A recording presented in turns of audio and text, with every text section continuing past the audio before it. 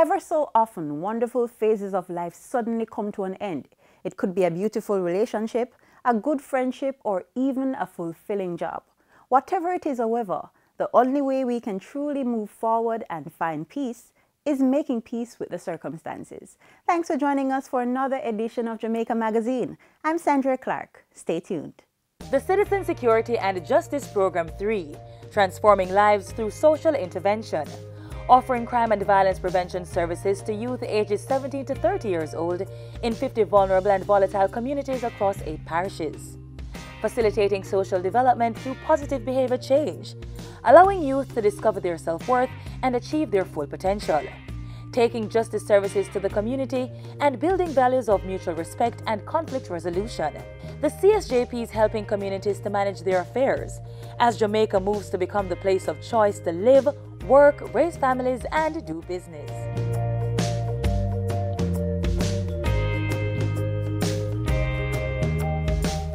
Get the facts on the Ministry of National Security's crime prevention strategies.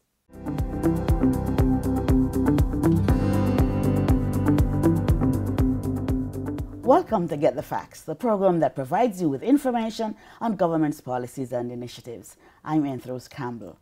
The government has a 5-pillar strategy for crime prevention and citizen security.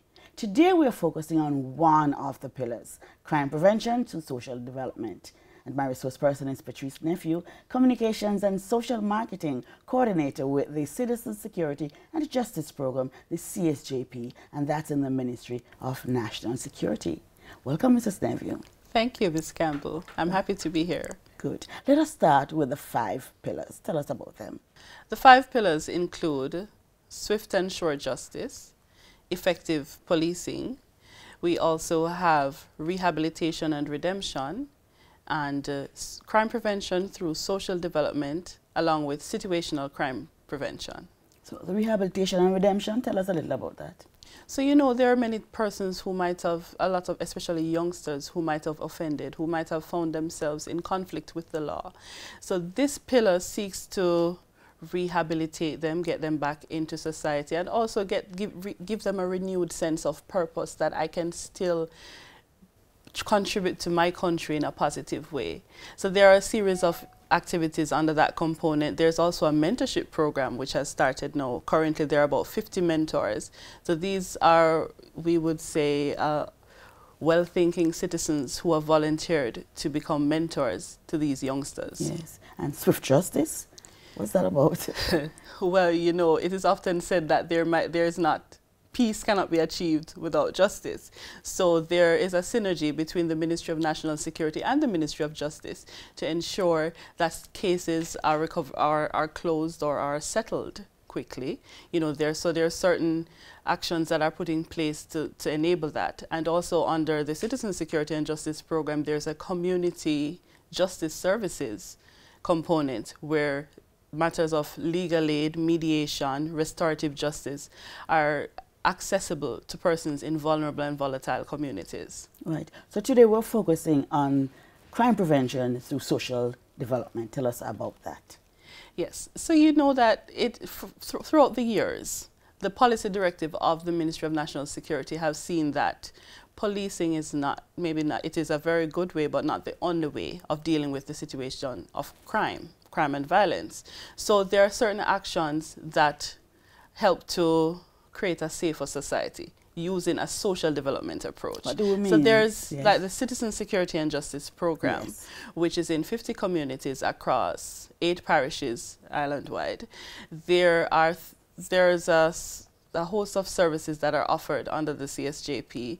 There's also the Goals for Peace initiative, which is a football program which deals with life skills. So what they do, we target at-risk youth. We take them through a football competition, but it's not just the average football competition. They also go through a series of life skills where they learn more about themselves and how they can contribute to society. Also, there is the school intervention called I Am Purpose. Currently, there are schools in Clarendon and St. James that are that are targeted under this initiative. So this initiative is under the CSJP? It is under the ministry, under the banner of the Ministry of National Security. Yes. There are some of the initiatives that include the CSJP working along with the wider ministry directive. There are some that is the ministry through the crime prevention unit that they champion, that the ministry champions. How do you decide the communities that you will set up these programs? You know, there are certain indicators that let you know which communities are more in more dire need of certain services. Obviously, you would look at how volatile and vulnerable the community is, or we might say if these communities are hotspots. We also look at certain other vulnerabilities, the youth population, what is happening with the youngsters. Is it that you're finding a high incidences of youngsters being incarcerated or getting in conflict with the law for one reason or the other? Also, there might be a lack of certain social services. Maybe the services are there, but the take-up of the services is low within the communities. So that would be an indicator that a special intervention is needed within these communities. Yeah. What are some of these social services, and what have you found why persons are not taking up these services? Well, it's a combination of factors why persons are not taking up these services, but some services, some things that we might even take for granted, like parenting. A lot of the cases that have come forward to the ministry, a lot of persons who have been in conflict with the law, it has been seen that these persons don't have a strong family structure, or it could be that a lot of persons who are now labeled as criminals were actually abused when they were younger. So they've now become products of their earlier years, the unfortunate earlier years. So they're like parenting initiatives. Also, there's some of the services that, for example, the CSJP offers. We have a case management approach. So when a youngster comes in and says that they need to get a job, because obviously we know lack of limited economic prospects, maybe persons might have dropped out of high school. These are some factors that would heighten someone's vulnerability. So there are services that are offered to these youngsters, but you have a conversation with them before they go through a risk assessment and a screening process. You see where they are mentally, where they are socially, psychologically. We also flag them for substance abuse issues. So we have a partnership with the National Council on Drug Abuse to take persons through substance abuse treatment, because many persons cannot take up or qualify for jobs if there are actually substances within their bodies. Mm-hmm. You know, their ability to function is also distorted.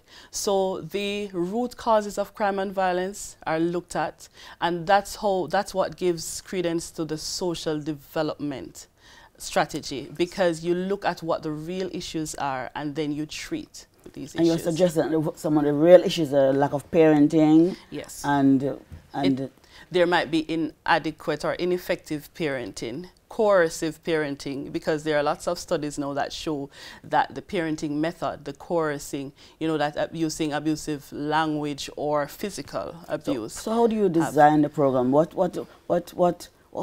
makes up the programs that you have, for example, for parents? Well, for parents, we have, so within the CSJP 50 targeted communities, we have worked with the guidance counselors in some of the schools to identify some of the parents where their children might be showing certain behavioral issues. And it's not an indictment on the parents, because many times it's a lack of knowledge. So you might not know what the effective parenting methods are, because maybe you did not experience those parenting methods by your parents. So it's not to say that they are bad parents, so we never use that term. We just know that there are some practices that are ineffective if you want to have a properly nurtured child growing into a fully functional adult. Now, there's also, so what we had done, we had identified, these parents were identified, yes. And we had also trained community parent trainers. So these were like colleagues, these were peers. We don't want the parents to be hearing from quote-unquote strangers. Yes, so there's that trusted voice. Okay. So the community parent trainers were trained first, they got the knowledge, and then they had activities in the homes with these selected parents. Okay, we're going to take a break now, and we come back with more information on this crime prevention through social development. We'll be right back.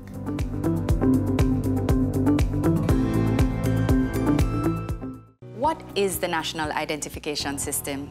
The new National ID will for the first time give Jamaicans one ID that is trusted and verifiable. This means easier access to government services like PATH and NIS. It will be easier to do business with the government and the private sector. Eventually, there will be no need to walk with more than one ID. Support the new National ID. Get the facts at nidsfacts.com or on Facebook, Twitter, and Instagram at nidsfacts.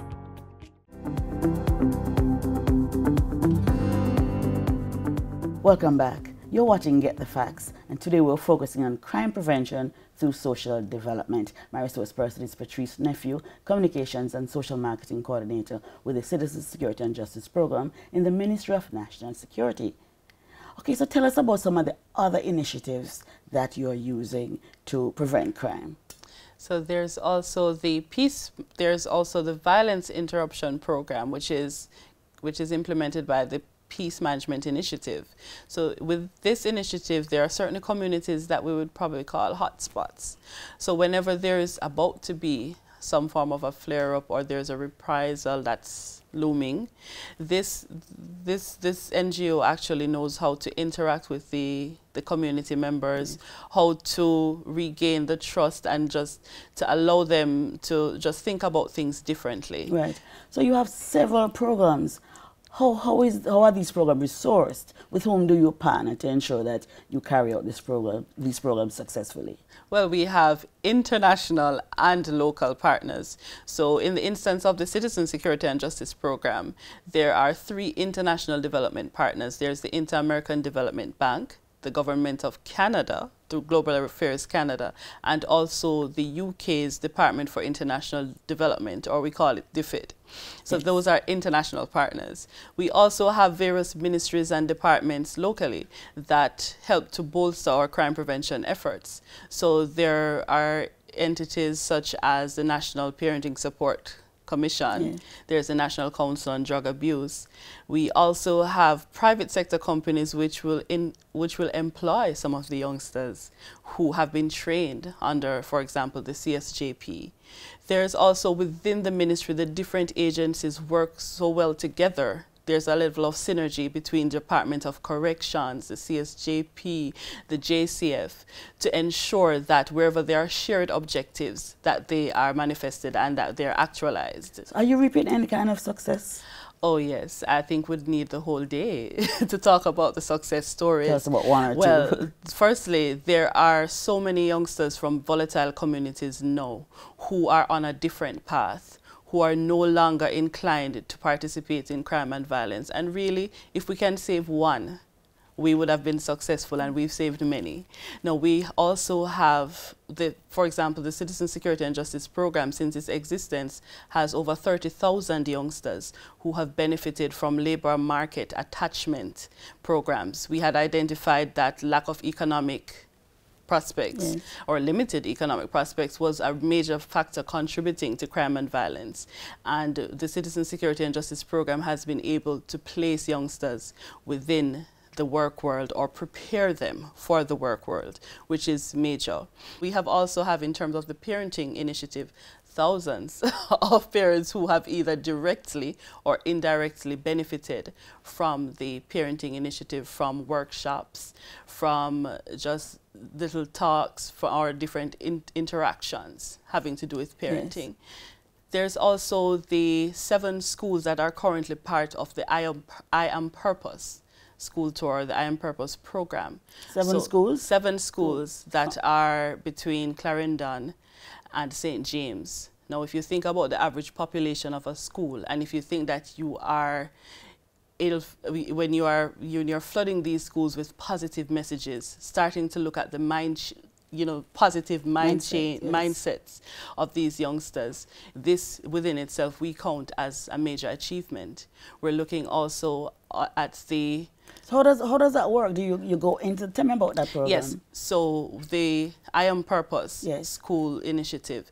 So the ministry goes into these schools. We have personal development talks with these youngsters. That's the Ministry of National Security. National Security, right. There are even positive artists, performing artists, who will come to this school. So they're iconic figures, you know, youngsters will warm to them a little bit more because, you know, they're young, so we have to speak their language, right? Yes, yes. However, the message is clear though, even though we look at it from a lighter side, but we really want these youngsters to feel as if, as the name suggests, I am purpose. I have a purpose within society. I can impact my country in a positive way, right? And I don't need to go down the road of crime and violence. So do you have, can persons call you to get persons registered in the program? Or how do you identify the persons? Well, one of the best ways is, because people will have varying needs, so one of the best ways is to get in touch with the Ministry of National Security, and we're on all the social media platforms, because you know everybody is going social media now. So we're on Instagram, Facebook, you name it. There's also the website. So you can get in touch with the Ministry of National Security and find out more about these programs and which ones are best suited for you. Yes. And because we work along with the schools, they know how to find us, and we would be happy to continue the dialogue. Are you really is this having an impact on crime? Are you seeing, do you have any statistics to show how this is impacting? Well, there are statistics that are available. I would not be able to quote them right now. However, what we do know is, for example, for the Citizen Security and Justice Program, there are many times when compared to the national statistics on crime and violence, we are seeing, even if there's a rise elsewhere, there's a decrease within these communities. Okay. Because the importance is consistency, the importance is just doing what you're doing from the heart, being purposeful about what you're doing, and we actually do reap the results. But you don't have programs in all the parishes. Why not?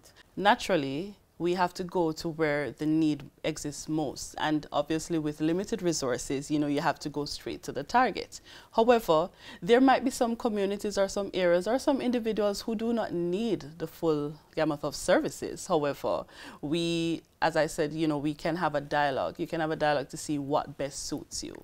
Can you tell us some more about the kind of impact that your programs are having?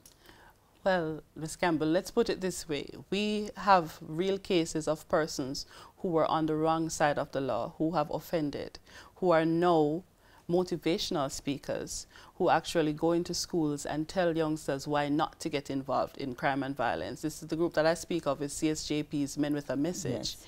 And this group has gone to hundreds of schools island-wide since 2010. And over 40,000 youngsters have heard the message. And so they are living testament that change is possible and a life of crime does not pay. You've been watching Get the Facts, and today we're discussing crime prevention through social development. My resource person was Patrice Nephew, Communications and Social Marketing Coordinator with the Citizen Security and Justice Program in the Ministry of National Security. Thank you so very much, and we hope you've enjoyed this program and you got the facts. See you next time. I'm Rose Campbell.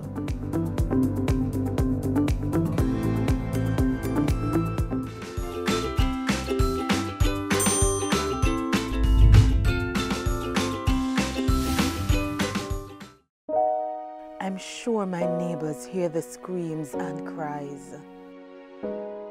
I'm sure by now they've seen the bruises through my oversized glasses. Can they tell I'm depressed when we speak? Are they counting my frequent days off from work?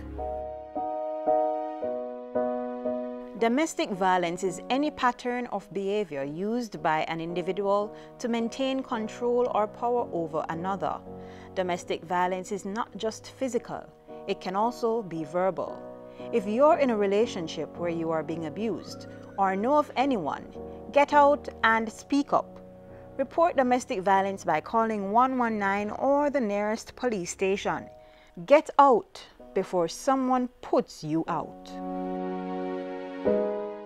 Conflict, as the name suggests, is a clash of interests. It can arise anywhere and in fact anytime. So it's best to know how to handle these types of situations, especially in the workplace. Take a look.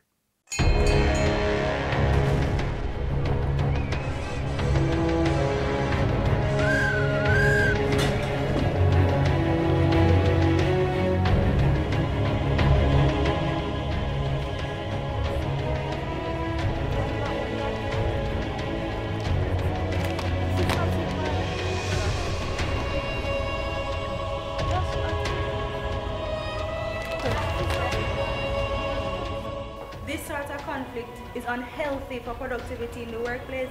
You guys can't continue like this. And she come in the morning And I'm trying to show her, she just act like idiot. Alright, so here what? I have a video from the Dispute Resolution Foundation that I think you guys need to watch. Come with me.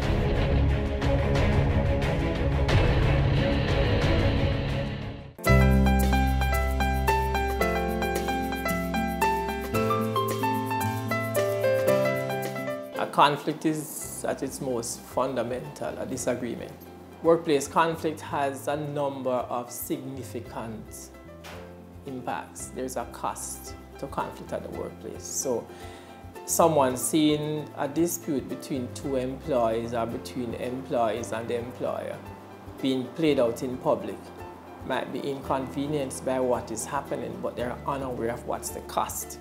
There are all kinds of costs, from personal costs, health costs, reputational costs, to financial costs. So conflict can impact somebody at the workplace. It can impact the production and productivity of the business. If you think of it, any workplace could find that between a supervisor or just between two employees, there could be an unresolved conflict and it affects how they work. So if we have to work in a way that says your work is affecting mine and vice versa, and we're not getting along, then over time what will happen is that we tend not to be very productive because we're not communicating with each other, we're not responding, we're not engaged. So it affects the organization's relationship internally, it affects the dynamics of that, it affects productivity, it affects communication, it affects a number of things. So simple things like management decisions may be impacted by conflict at the workplace. Mediation is very, very important in order to solve conflicts like these and to ensure that we have productivity.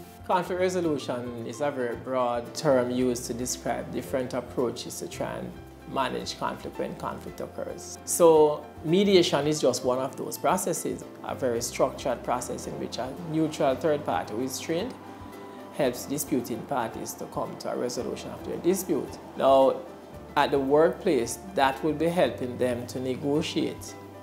So they may be unable to negotiate by themselves, so they may get somebody who is external to each of them to help them to resolve that dispute, and that person will play the role of a mediator.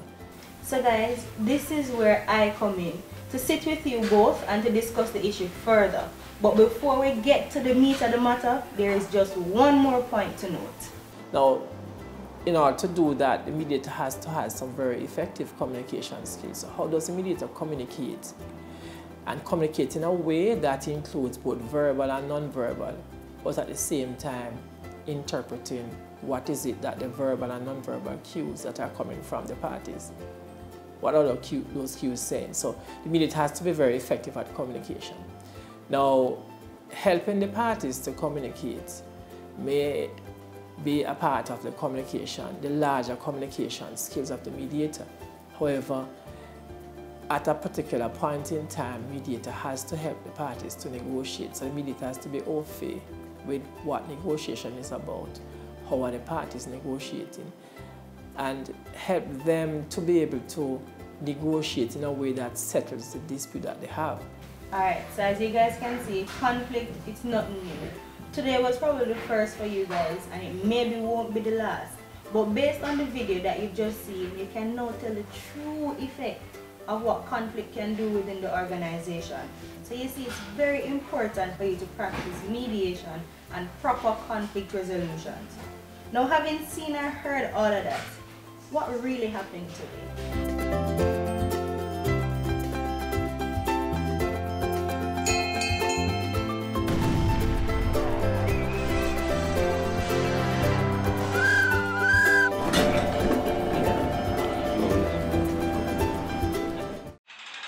The following is brought to you by MOCA, the major organized crime and anti-corruption agency with kind support of NIA and USAID.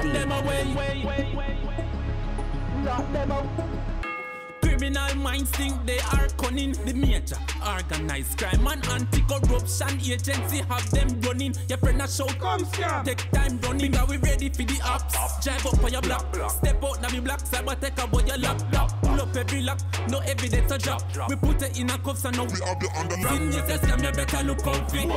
When you move corrupt, better look out for. Please say you get wet, look out for. Look out for, look out for. From you say scam, you better look out for. When you move corrupt, better look out for. Please say you get wet, look out for. Look out for, look out for. The proceeding was brought to you by MOCA, the major organized crime and anti-corruption agency with the kind support of NIA and USAID. MOCA, MOCA.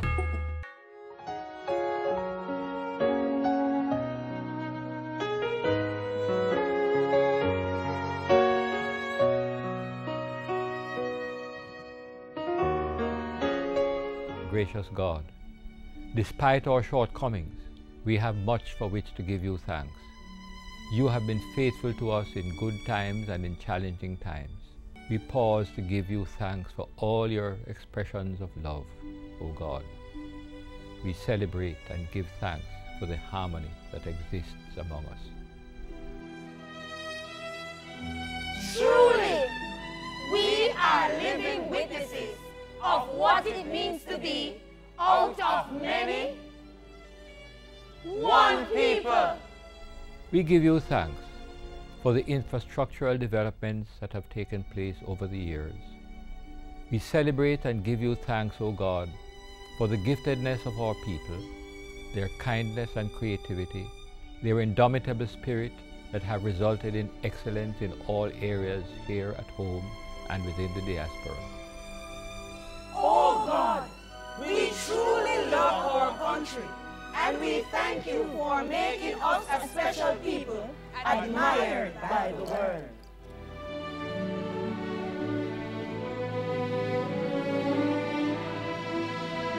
We thank you for all the men and women and young people and children who continue to play their part to make their mark towards our ongoing development. Almighty God, as we move forward, we place Jamaica land we love into your care. Watch over us, enlarge our territory, allow the reign of your peace and justice among us. Establish your kingdom among us and help us to realize our full potential. We ask this in your high and exalted name. Amen.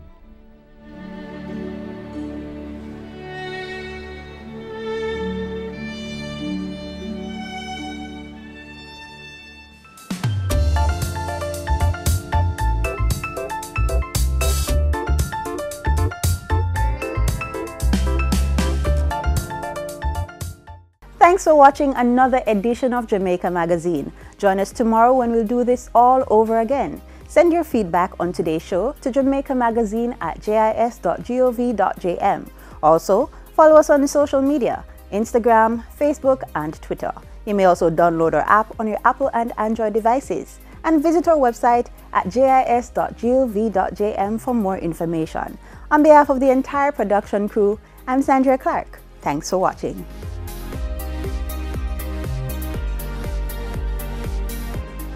This has been a production of the Jamaica Information Service, the voice of Jamaica.